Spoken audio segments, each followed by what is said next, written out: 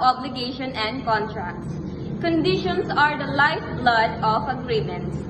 They outline the ifs and whens that determine when a party's obligations kick in. But what happens when a party can fulfill a condition in the exact way it was written? That's where the concept of constructive fulfillment comes into play. Panagdait sa tanan representing our group. Scene 1. Imagine a homeowner hires a contractor to renovate their house. The contract specifies that the house must be completed by December 31st. However, due to unforeseen circumstances like an earthquake, the contractor finishes the job on January 5th. While technically breaching the contract, the contractor has substantially completed the work and delay was not unreasonable. In this case, a court might find that the condition of completion by December 31st constructively fulfilled. Love, ano suggestion mo para sa atong balay?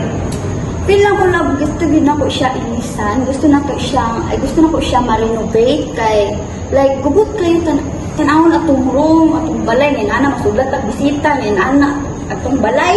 So dapat na siya changes. Love, paminaw nimo, pila kay magasto nato sa atong balay? Feel na ko mabot siya 88k. Ha? 88K? So ato na siyang i-sure no sa atong sector. Sir, good afternoon. Dahil ako dahil padala sa mong company para mo survey sa inyong renovation sa inyong balay. So, pwede ba na ako makita ang inyong balay, sir, para masukan na mo kung sa mga kinahanglan nun? Sir, pwede ba na mo ma-storya po rin mo ang mga asawa para for more details sa iyang mga gustong pang-add if ever na amang gani? Okay, ma'am, na ba kayo gusto rin mo patungkol sa inyong balay like sa mga design para kung masugdan na if na kay budget? Ako gusto ma-renovate sa mong house. So, ang importante yun kay ang design. So, mag-tsaka kay siya, like, hindi siya tanawon, mo. So, gusto na ko siya aesthetic. And then, arrange kami ako ang mga gamit ko rin. Like, bed, tas dara kitchen, and dara living room.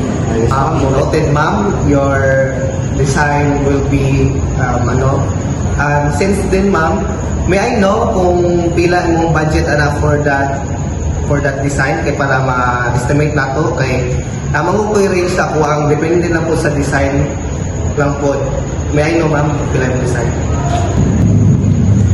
Sa inyo lang, kung sa inyo mangkuan, budget mo to ang renovation sa itong house. Ano mo lang po, love? Mga 88K? 88k. So, pwede na to? 88k?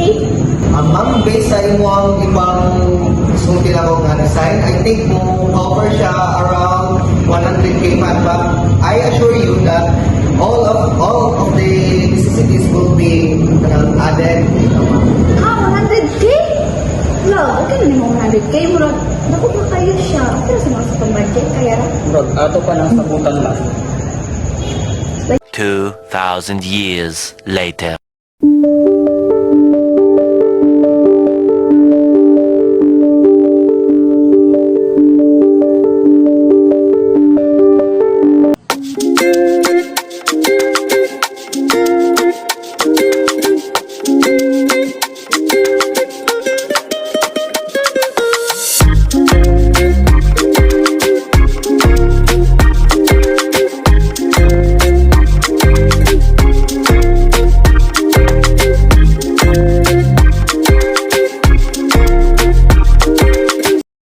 A few moments later.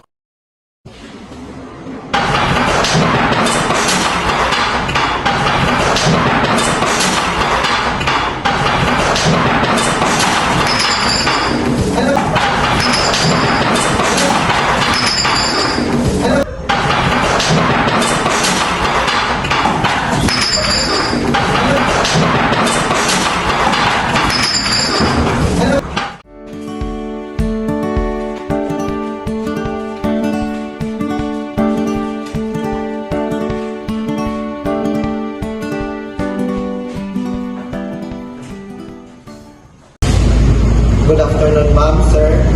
Mangayon ako dispensa sa inyong renovation sa inyong balay. Kaya na instead of December 31, naabtan me of January 5 no sa panghitabo last week. Ma'am, pwede na mahangin ako, ma'am, hindi lang balay mahitabo sa mga pag-construction ni ma'am. Love, what do ko nalipayan sa bahuang? So may plano mo ano? Upod lang, ako nalipay. Ako ang sabutan sa korte. Sagutan na sa korte. Ma'am, sir, kung inana pa galing mahitabo, bayan ay mutubag ako yan naman para for professionalism. Kaya atong sabot, atong December 31. Yes. Yang anong nabot man siyang January 1. So, ma'am, among ibuhat ato is balik ni sa subo tungod sa atong paglinog, ma'am. So salat na mo. Dili man, ma'am, dahil dili salat na mo, ma'am, kung di ko salat na yung rapat. Hindi mo take control sa pagkabungo sa panahon, ma'am. So, ngayon ang dispensa Pero maog dito atong contract no, December 31, dapat makiman na siya. Ma'am, sorry din kayo sa delay, ma'am, but if kinana mo ngayon yung gusto, ma'am, magkita lang ta sa 40 ng tumakalo sa Ikaw na yung bahalaan. Love. So, among problema diri attorney kay nagpa-renovate ni sa mong balay. Tapos, kani among contractor sa mong balay kay wala siya nituman sa mong kasabutan. Na dapat inig December 31 mahuman na siya. Oh, dapat yun, attorney. December 31 na human. Ganong naabot naman ng January 5. Sige, kalma lang sa ma'am, sir. So, gusto ko makadong sa side sa contractor, sa kumpanya, kung anong nainaanak na po. attorney, mayong hapon na attorney. So, kani mo kong pangita po attorney kay na supposed to be mahuman na siya by December 31. But last week man good attorney, nagkinog mo ko siya attorney tapos kailangan pag-give me na mo nga mag-box to start give me kay from one month on from may balik give me from scrap yun po sa kanang attorney. So ang among iyang ni attorney is kanang mga yun ang dispensa kay kung wala na pangita po ka attorney. Ano yung nasabutan? According sa wala, unexpected mo lang pagkitabo ng naglinog. So, kuha na siya, assuming na nakuha na siya December 31. Although delay siya, pero din fulfilled na siya. Kaya, unexpected, hindi na ito na ma-predict na nakakitabo na naglinog. So, okay lang tanan? Yes. Tama ma, sir. So, may Okay, okay na. Ano naman itong nasa kasabutan? Wala na ni ang may one. So, thank you sir. Thank you ma'am.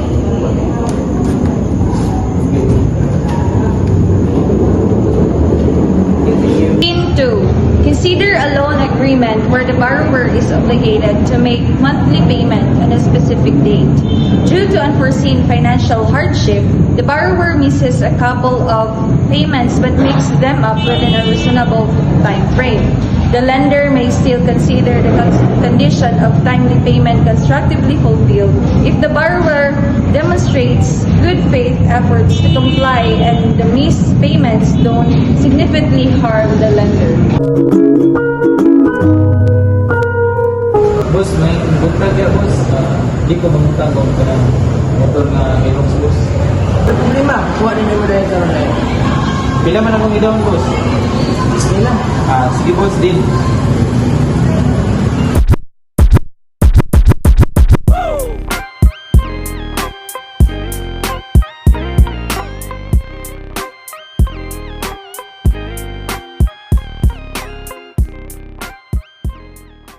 The agreement was made.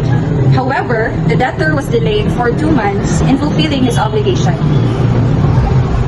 2,000 years later.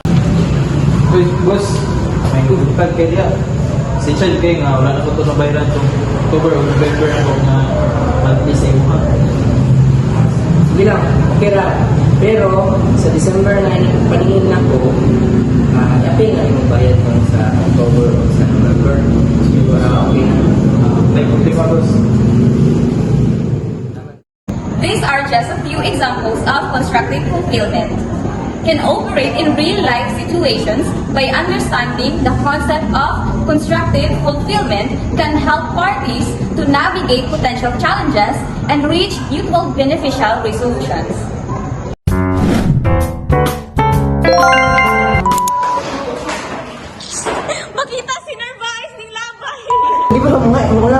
na ako, kung palit kay Xerox. Dili. Anak lang, nga ikaw na eh. Sa imuha na ko kuha ng motor. Kaya ikaw mo kuhaan. Cash. Oh, dapat yung attorney. December 31 na human. Kanong naabot naman ng January 5? Kasuhin ko. Kasuhan ka. Sige, tudlo-tudlo. Good afternoon, sir. Ako dahil ipadala sa among company para mo survey sa inyong recognition.